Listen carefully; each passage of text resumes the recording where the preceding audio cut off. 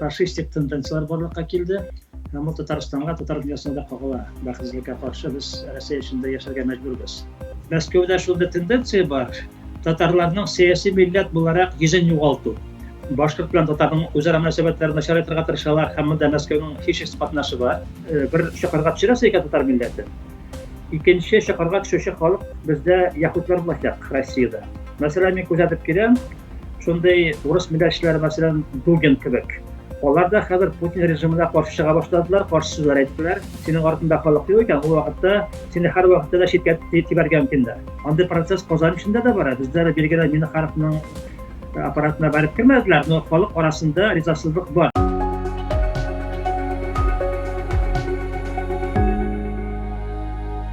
Минемчә, очрашуларының яңа 2021 ел мизгеленә рәхим итегез, кадерле дуслар.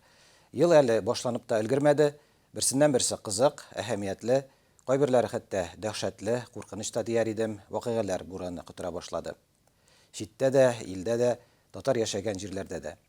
Шуңа күрә минемчә дә сөйләшерлек, тикшерерлек, фикер алышырлык темалар һич сайыкмас дип инде хәзердән үк әйтеп була. 2021 елның гыйнвары инде үтеп бара, әле генә менә Кушма Штатларда үз эшенә яңа президент Джо Байден кереште. Татар дөньясы исә киләсе айда үзенең иң абруйлы оешмасы, шактый тарихы булган, заманында халык белән мәйданнарны тутырган татар иҗтимагый үзәгенең беренче кырылтайы узуга 32 ел тулуын билгелисе иде. Тик бәйрәм урынына җиназа булырга тора. Узган атнада федераль хакимиятның Казандагы кулы Русия прокуратурасы татар иҗтимагый үзәген экстремистик оешма дип танырга теләвен һәм шул гызыры белән Татарстанның югары мәхкәмәсенә мөрәҗәгать итүен белдерде. Татарның соңгы 3 еллык тарихын белгәннәр аңлыйдыр. Татар иҗтимагый үзәге һәм экстремизм сүзләре сәламәт акылда булган башта берничек тә кисешә алмый. Тик бүгенге Русиядә андый сәламәт акыллар да зур хөрмәттә түгел шул. Алайда без берсен таптык һәм минемчәнең бүгенге сөйләшүенә чакырдык. Ул азатлыкның күптәнге, кимендә шул 30 еллык дусты, галим, этнограф Дамир Исхаков. Ул әле татар иҗтимагый үзәген оештыру идеясе белән 1988 елда ук чыккан бер төркем татар интеллектуалының берсе. Хәерле көн, Дамир әфәнде. Исәнмесез. Татар иҗтимагый үзәге сезнең дә бала дияргә була. Сез аның башында тордыгыз. Инде әйтелгән бер төркем 11 кеше арасыннан кайберләре инде вафат, кайберләре читләште. Ә менә сез тию эшендә инде турыдан-туры катнашмасагыз да, күңелегез белән әле дә аның тарафында булдыгыз. Урыс прокуратурасының бу соңгы адымы сезнең күңелләрдә ниләр уятты?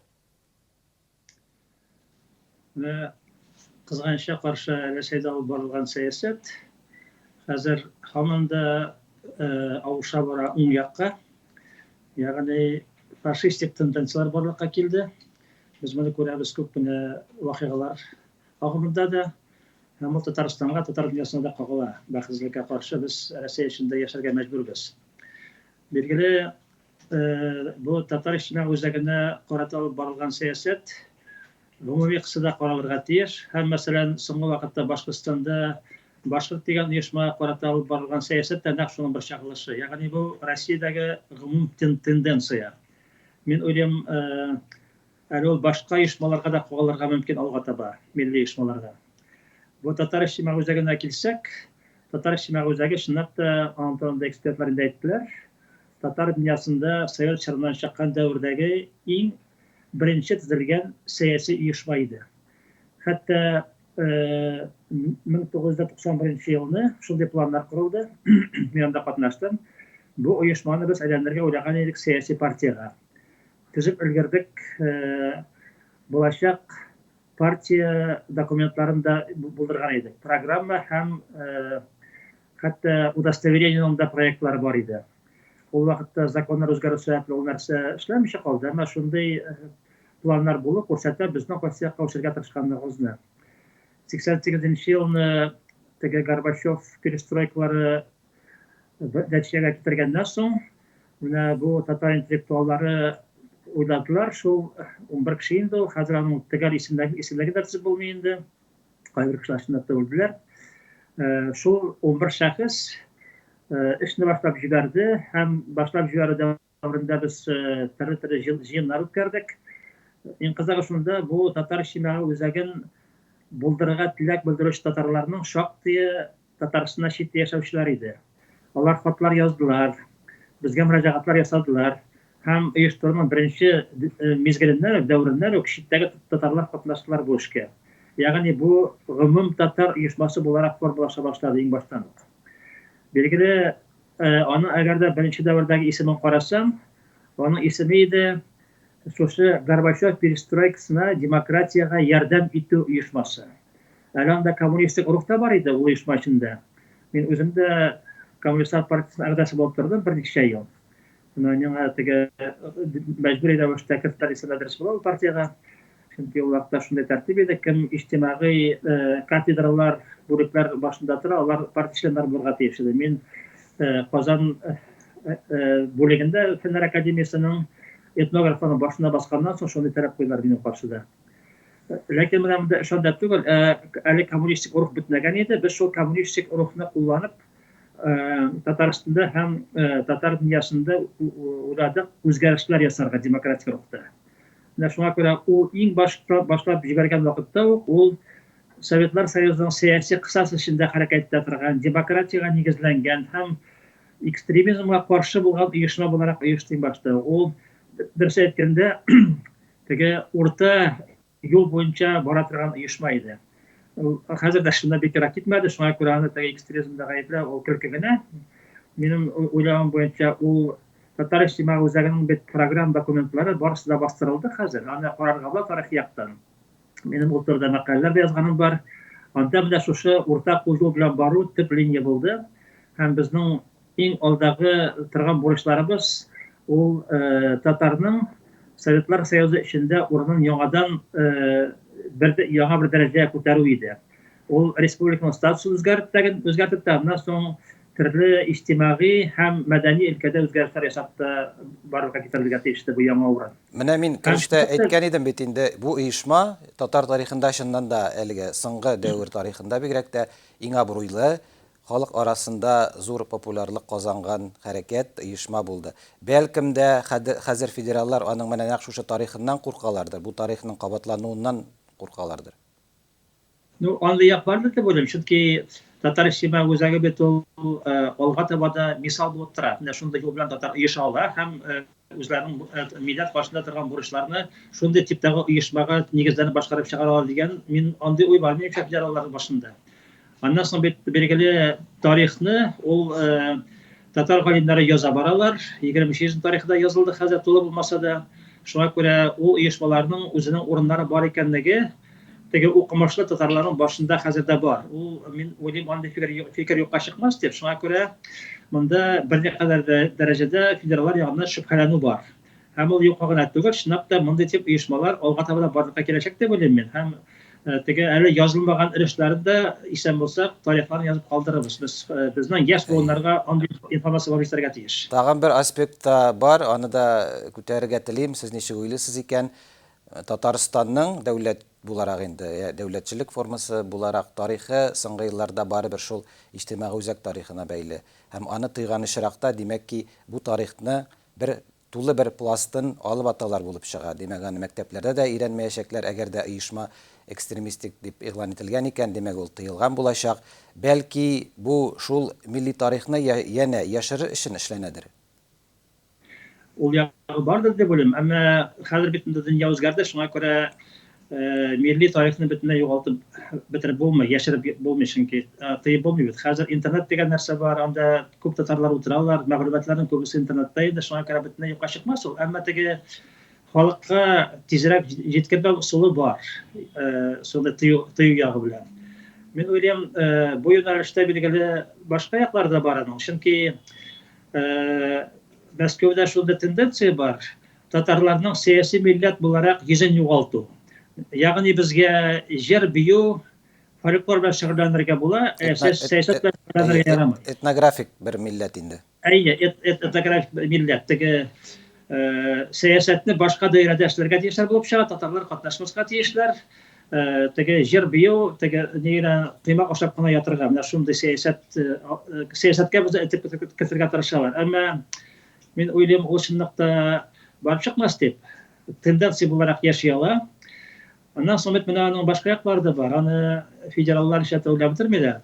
Әгәр дә берәр сәяси иш баны тыйсаң, эш китергә мөмкин подпольега. Мин мәсәлән татар иҗтимагый үзәге оештыруның иң башында торган шәхес буларак хәтерлим. Бер килде бер кеше, Казан кешесе иде ул. Һәм шундый мөрәҗәгать ясады кичкенә генә даирә эчендә.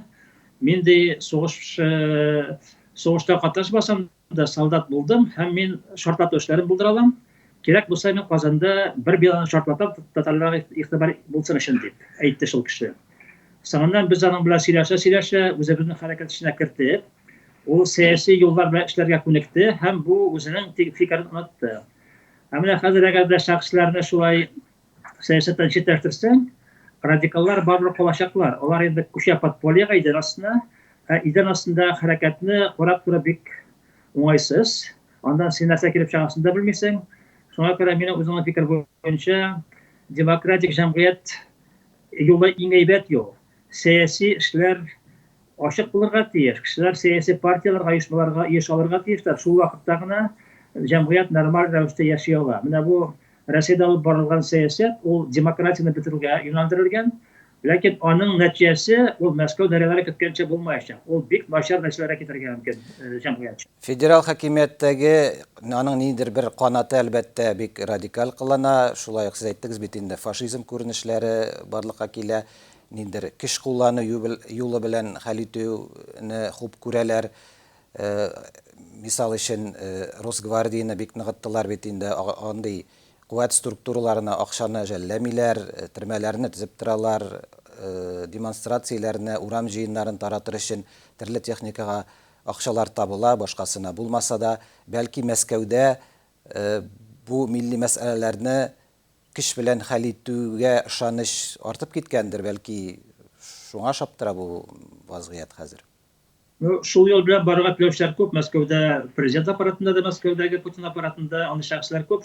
Мин уйлыйм, хәтта бәлки алар чынлап та ышаналар да шундый юл белән җиңеп чыгачакларына. Әмма минемчә ул барып чыкмаячак, чөнки халык бит үлмәгән. Төрле милләтләрдә исән-саулар, милләтләрнең интеллектуаллары да бар. Шуңа күрә аларны басып тору узак бара алмый минемчә. Аннан соң бит менә мин икътисади вазгыятында күзәтеп киләм. Соңгы вакытта, мәсәлән, Өфә шәһәрендә главаның бит сарайына керде халык. Теге торак йортлары түләүләр күтәрелгәч. Андый процесс Казан эчендә дә бара. Бездә билгеле Минхаровның аппаратына барып кирмәделәр, но халык арасында ризасызлык бар. Шуңа күрә менә шундый ризасызлык үсә башласа, аны син беренчектә булай каплап калдыра алмыйсың андай әйберләрне. Ул аның башында сәяси җитәкчеләр дә барлыкка килә һәм ул вакытта инде сәяси тенденциялар үсәчәк һәм ул әйбердә син бастырырга уйласаң да бер кадәр вакытта бастырып тора аласың, әмма ул мәңгелеккә була алмый.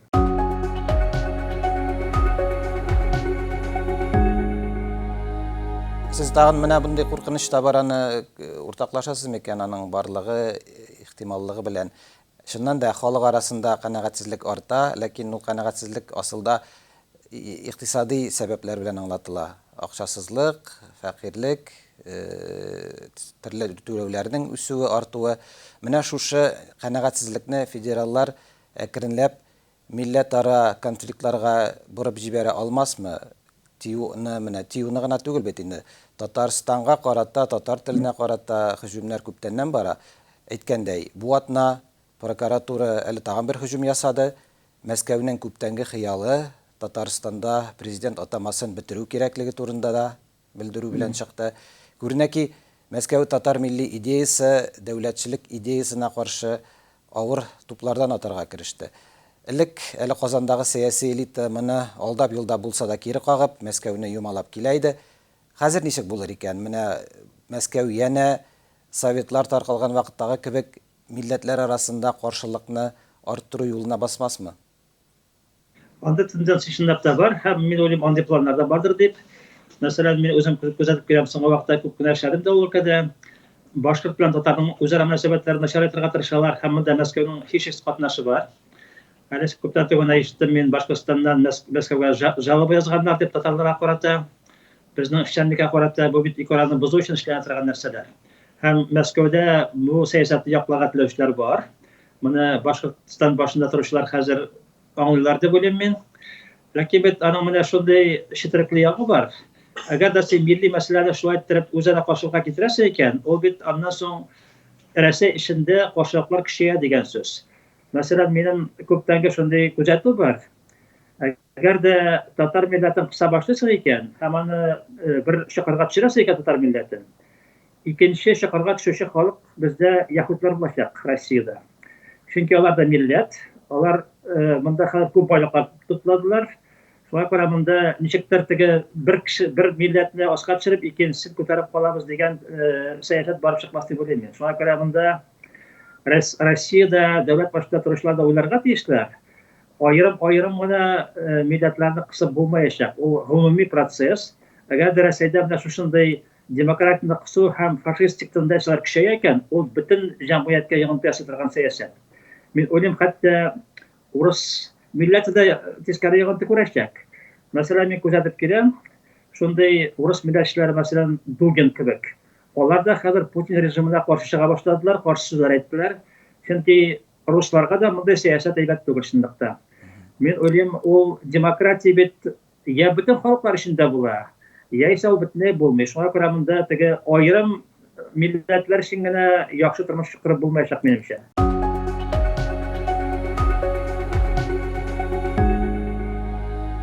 Менә президент дигәннән 1991 ел августындагы хәлләр искә төшә.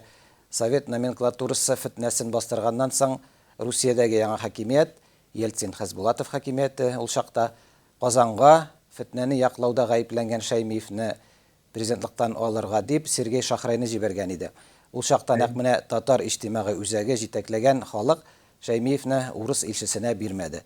Берничә елдан соң Мәскәү белән инде килешкән, уртак тел тапкан Шәймиев милли хәрәкәтнең кирәклеге калмагач, Тиюне бинасыннан куып чыгарды, аны иҗтимагый тормышның кырыена этәрә башлады. Аның бу гамәлен сез ничек аңлыйсыз? Менә ул әйберләр шулай бердә гади түгел. Мин уйлыйм, татарларның хәзер сәясәт башында торучы сәясәтчеләре шулай кайбер сәясәт эшен бетмиләр. Ул бит әгәр дә аларның республика эчендә таянычлары булмый икән, ягъни алар халыктан аерылсалар, ул вакытта Мәскәү һәр вакытта да килеп монда Татнефть һәм башка байлыклар алып китергә мөмкин алар кулындагы. Монда бер әгәр дә үзенә күрә бер нормаль сәясәт корылмасы, бу бөтен Татарстан җәмгыяте эчендә куркыныч чынлыкта. Һәм бит ул бүген Рөстәм Миңнеханов президент булып тора, ләкин әгәр дә аның шушы президентлык постын бетергә уйлыйлар икән, ул бит аңар шулай ук тап төшерә чынлыкта. Әле ул президент булган вакытта ничектер читтәге татарлар карыйлар аңа гомум татар юлбашчы буларак. Әгәр дә ул Татарстан губернаторы кебек кенә калса, ул вакытта аның андый позициясе югалачак.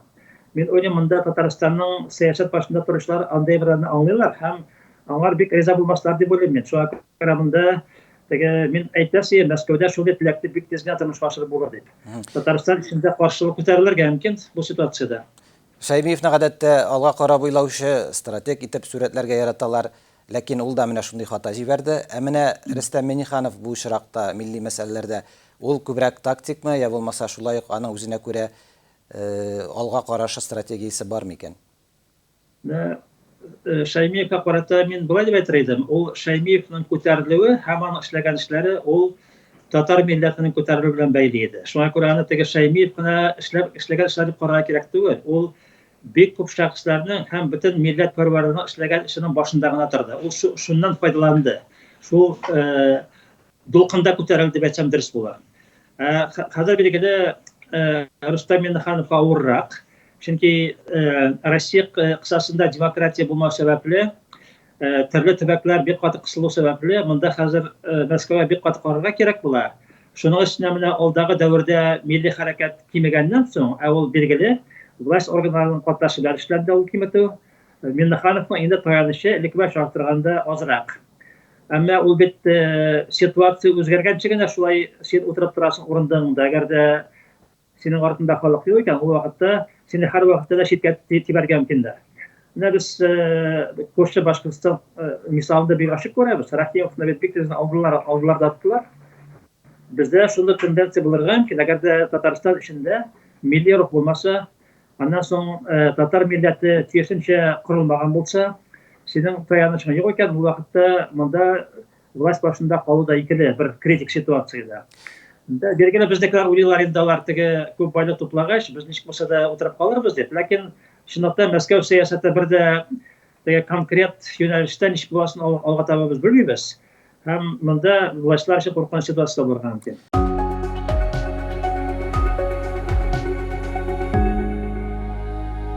Әгәр дә прокуратура морадына ирешеп, мәхкәмә аша иҗтимагый үзәкне тыйса, милли кырда татар конгрессы гына калачак. Ә ул хәзер нигездә Мәскәүнең урыслаштыру парадигмасы кысаларында гына эш итә торган оешма. Аның чит илләрдәге оешмалары һәр хәлдә Русиянең тышкы сәясәте коралына әйләнде инде. Әле генә менә Конгрессның милли шурасы җыелыш үткәрде. Анда иҗтимагый үзәкне яклыйсы урынга шура рәисеннән шактый тешсез генә бер белдерү ишетелде. Янәсе, барыда канун нигезендә булырга тиеш, мәхкәмә ничек хәл итә, шулай була. Конгрессның үзенә дә шундый тыю яный аламы киләчәктә?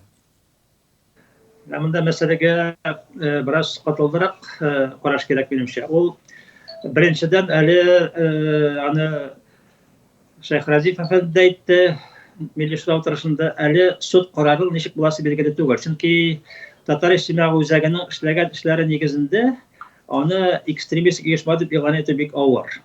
Монда бит конкрет каралырга тиеш. Нинди нигездә аларны экстремистлар дип игълан итәргә тырышачаклар. Әгәр дә теге юридик нормалар нигезендә булмаган карар чыгарылса, ул шулай ук властьларны бизәмәячәк һәм булай гына татар иҗтимагый үзәген бетереп булмаячак. Юк, хакимият хәзер аның турында бөтенләй борчылмый бит. Алар уйлап чыгаралар, уйдырма нигезендә кешеләрне нахакка гаеплиләр. Россиядә хәзер гаделлек мәсьәләсендә бигрәк тә без менә мөселман активистлары мисалларында күрәбез бит инде. Хәзер хакимият өчен, Мәскәүдәге хакимият өчен мондый проблема юк. Алар теләсә нәрсәне, теләсә юк кына нәрсәдән дә җинаять эше чыгарып, кешеләрне утыртып куя алалар. Шуңа күрә андый нәрсә мөмкин. Мин аны теге бер вариант буларак карыйм. Әмма бит татар иҗтимагый үзәген син бүген ябып куйгансың икән, икенче көнне татар иҗтимагый үзәгенең бит бараның әгъзалары, читтән килүчеләрдә алар җыялар съезд тагы берне һәм төзиләр татар иҗтимагый үзәге +1 дигән яңа бер оешманы. Исем бераз үзгәртергә мөмкин. Шуңа күрә ул андый хәрәкәт юкка чыкты дигән сүз түгел. Әгәр дә сәясәт белән шөгыльләнергә теләүче татарлар калалар икән, алар булачаклар һичшиксез яңа оешмада формалашырга мөмкин. Шуңа күрә мин теге шунда ук пессимизмга бирелү ягында түгел, монда теге Мәскәүдәге бер ягы әйтмешли, әле безгә күзәтергә кирәк нәрсә буласын. Мин тискәре нәтиҗә килеп чыгарга мөмкин икәнен аңлыйм. Инде менә теге татар иҗтимагый үзәгенең язмышы белән монда татар конгрессының сәясәтен уйлаган вакытта билгеле монда безнең яктан проблемалар бар. Мин милли шура составының әгъзасы буларак, аның эшендә катнашкан кеше буларак андый берде беләм. Проблеманы бар икәнлеген. Но монда минемчә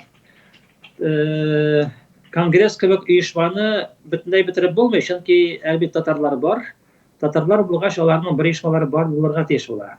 Шуңа күрә мин уйлыйм, конгрессқа каршы чыкмаслар дип. Хәлбуки, әгәр дә Россиядә бөтенләй фашистик режим урнашса, теге калган демократияның калган яклары бетерелсә, ул менә шушындый милли оешмаларга да йогынты ясарга мөмкин. Һәм аларын да бетергә мөмкиннәр ахыр чиктә. Мин уйлыйм, мондай мөмкинлеккә без шулай истә торырга тиешбез дип, һәм татар милли сәясәтчеләр арасында ул турыда уйлаучылар да бар. Ягъни конгресс сезнеңчә сәяси кырдагы җыр һәм бию ансамбле булып кала ала инде. Юк, алай бик түгел ул. Чөнки конгрессның эшчәнлеге күп кырыла, ул кырыла. Аның теге әлбәт җирле оешмалары бар. Җирле оешмалар анда төрле эшләр шөгыльләнәләр. Анда җыр бию генә түгел, башка яклар да бар. Әмма билгеле сәяси яктан чынлап та татар конгрессы ул һәр сәясәттә бик актив катнашмый. Һәм катнашмауның бер сәбәбе Россиядә сәясәт бөтен дәрәҗәсендә хәзер. Сәяси кырда эшләү бик авыр. Татарның милли мәнфәгатьләре илдә Мәскәү тарафыннан шулай бар халыкара нормаларны таптап, рәхимсез бастырылып килсә, аны читтәге татар оешмалары алып бара аламы? Андыйлар бармы сезнеңчә? Мондай вариант мөмкин. Чөнки бездә хәзер читтә яшәүче татарларның да теләкләре бар, башка оешмалар булдырып, үз кулларына алырга кайбер якларны сәясәтнең үз вакытында андый мөмкинлекләр булды. Төркиядә бер оешма төзелеп каралды, читтәге татарлар башына куйдырылып, мәсәлән, Мирзаның җитәкчелегендә төзелгән инде бер шундый оешма. Хәзер менә Сергендәге татар хөкүмәте дип атадылар инде алар аны. Әйе. Ну, аның кызык ягы шунда, бер шул оешма төзелүгә бер утырыш булды. Ул конгрессның бер сайлау вакытында. Анда Фәрит Мөхәммәтшин килгән иде. Фәрит Мөхәммәтшин залга карады, Фәүзия Бәйрәм утырадыр, һәм әйтте: "Ә без кем соң читтә хөкүмәт оештыргач?" диде. Чөнки ул читтә хөкүмәт оештырса, Татарстан җитәкчелегенең кем булу мәсьәләсе килеп туа көн тәртибенә. Монда проблемалар килә яңадан. Дамир әфәнде, Азатлыкның минемчә студиясендә бүгенге көннең шактый катлаулы сорауларына җавап биргәнегез өчен сезгә бик зур рәхмәт. Ярый, алда көннәрдә дә без шулай хезмәттәшлек итәрбез, бездә гүлеп кирәк булса, безгә безгә сау булыгыз, сау булыгыз.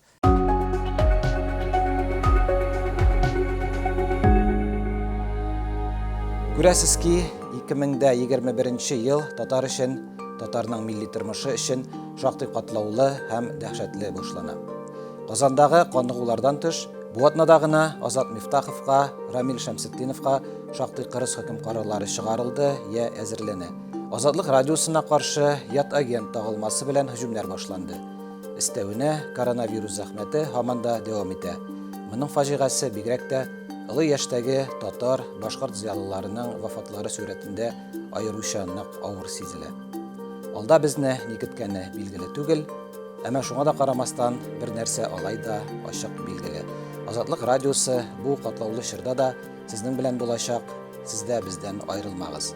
Барыгызга да имин вә хәерле көннәр.